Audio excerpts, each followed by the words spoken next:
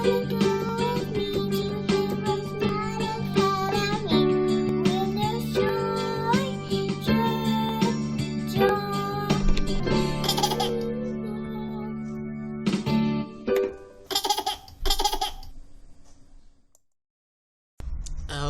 hello boys and girls, moms and dads. Welcome to HeroesMart Homeschool Academy. This is 5th grade English, week number 18 and day number 2.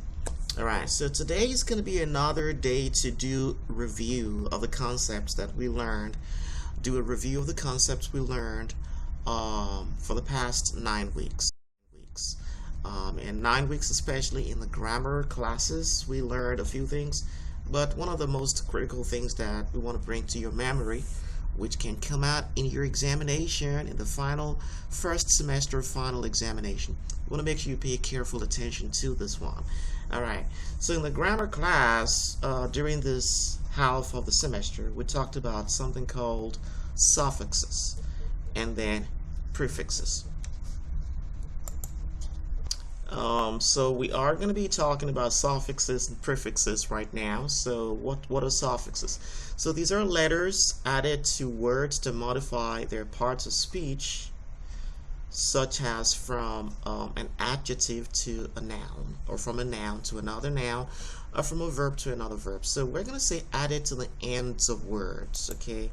So they are going to be added to the ends of words to modify their parts of speech. Okay, so that's what suffixes are, and they're going to be different from prefixes because prefixes are going to be added to the beginning of words to change their meanings, to change the meaning of those words. So what are certain examples over here? So we learned that if you were to add the letters D-O-M to the word wise, it's going to become wisdom, and then the part of speech is going to change from an adjective to a noun. So wise becomes wisdom. The word N-E-S-S, when added to the adjective faithful, is going to become faithfulness, and it changes into a noun. Well, the word T-H, if added to the word deep, is going to change into the word depth. And the same thing is going to be applicable for prefixes as well. Alright, so in the prefixes category, these are going to be words like UN, letters like UN, which means not. And when you add it to certain words, you can have the opposite of that word. When you add it, for example, to do, it becomes undo. Okay, and now the word I am, or the letters I am, can do the same thing for you as well for certain words.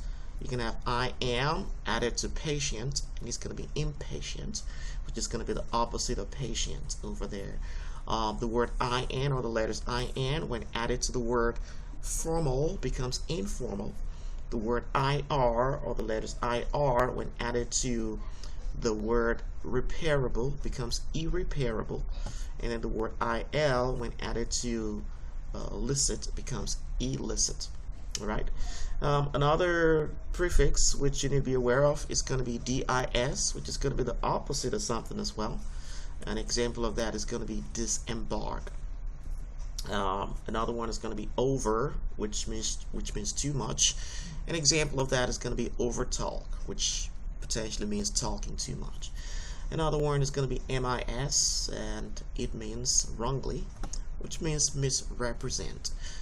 As an example. So please go ahead and make sure that you remember these exercises that you did before, especially from weeks 11 to week number 13, talking about suffixes and prefixes. They are going to help you in your examination. Alright, did you get something from it? I sure hope so. Well, that's what I got for you today, boys and girls. Remember, God cares about you, and so do we. Bye-bye.